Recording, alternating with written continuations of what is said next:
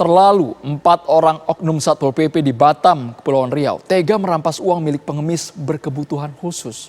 Mereka berdalih melakukan penertiban terhadap pengemis dan gelandangan tersebut. Lantas, mengapa oknum tersebut tega melakukan tindakan yang tidak terpuji sama sekali? Berikut kisahnya dalam jejak kasus oknum Satpol PP gasak uang pengemis.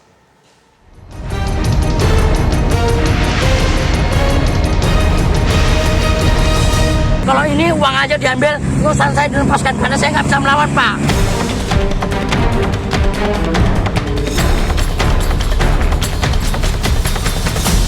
Ini dari dinas sosial ini dibilang untuk mengamankan anak-anak jalanan. Tapi uang diambil, Pak, betul, Pak.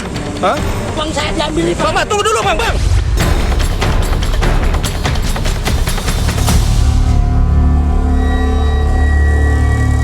Oknum Satuan Polisi Pamong Praja atau Satpol PP Riau telah ditetapkan sebagai tersangka oleh Polda Kepri lantaran diduga telah melakukan pemalakan sejumlah uang terhadap pengemis.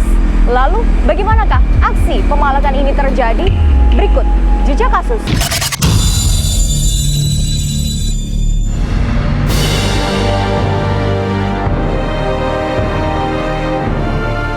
Ini adalah Slamet. Ia dikenal sebagai seorang pengemis dengan kondisi khusus yang sering terlihat di kawasan Taman Kota Lubu Baja, Kota Batam, Kepulauan Riau.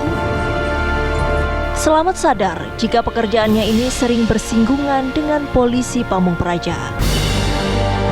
Namun pertemuannya dengan Satpol PP beberapa hari yang lalu justru viral di media sosial karena perlakuan petugas yang sama sekali berbeda. Awalnya itu, saya kan namanya udah selalu memang pekerjaan minta-minta saya kan gitu, seorang pengemis. Jadi memang selama ini saya kalau ditangkap diam. Nah, ujungnya memang duit kan begitu. Nah, saya nggak pernah berontak itu. Nah, tapi kan itu udah terlalu kali siap menangkap begitu. Tapi ini dari dinas dari yang jelasnya yang menangkap itu mobil sosial kan gitu, ambulan. Nah, jadi saya berontak. Ternyata menurut ceritanya dari ibu itu nggak ada surat perintah dari ibu dinas kepala sosial kan. Nah, kemauan mereka. Nah, makanya ibu kepala sosial tidak mengetahui itu. Nah, kalau memang anggotanya seperti itu kan begitu.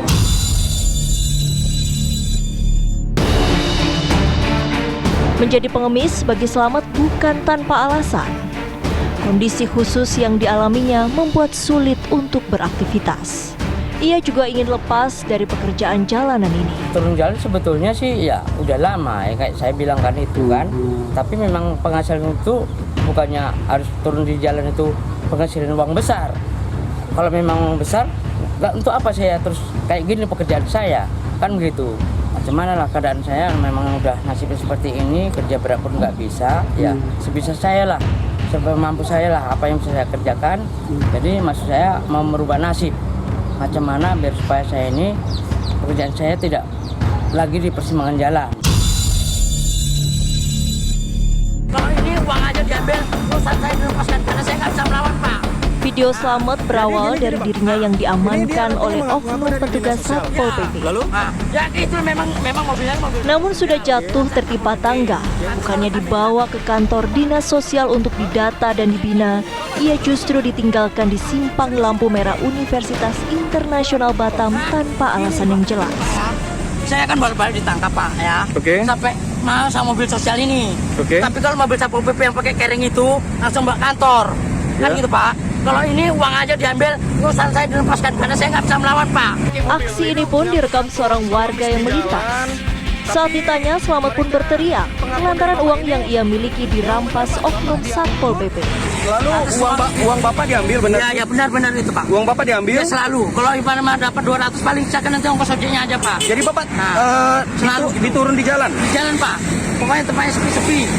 Diturunkan sama mereka. Jadi duit Bapak diambil ya? Diambil, Pak. Selalu gitu terus, Pak. Dengan penanganan salah satu oknum Satpol PP yang di-BK-kan di Dinsos, di mana diduga antara keempat oknum itu melakukan suatu prosedur yang tidak dilaksanakan, yang menyalahi aturan SOP yang sudah ditetapkan sebagai penegak hukum di dalam peraturan daerah, ya salah satunya pemerasan.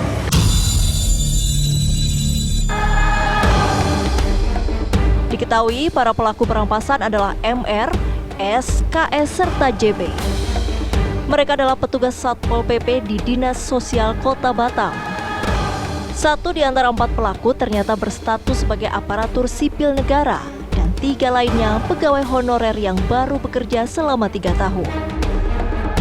Pertanyaannya, apa yang mendorong keempat oknum Satpol PP itu tega melakukan perampasan? Itu sebetulnya menunjukkan satu bentuk relasi kuasa ya antara mereka yang punya posisi atau kewenangan dalam hal ini sebetulnya memang menjaga ketertiban, tapi jangan lupa mereka sebetulnya juga menjaga ketentraman masyarakat terhadap kelompok-kelompok yang sebetulnya memang rentan ya, tidak berdaya. Karena kalau kita bicara tentang pengemis secara kebijakan terutama di tingkat daerah itu kan disebut sebagai mereka-mereka yang bukan hanya penyandang masalah sosial, tapi disebutnya sebagai mereka penyandang masalah kesejahteraan.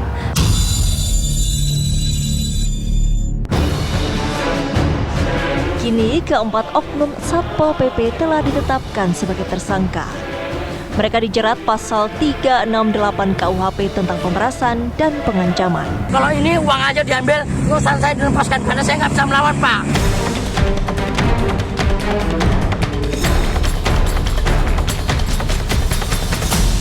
Ini dari dinas sosial ini dibilang untuk mengamankan anak-anak jalanan. Tapi uang diambil, Pak. Betul, Pak.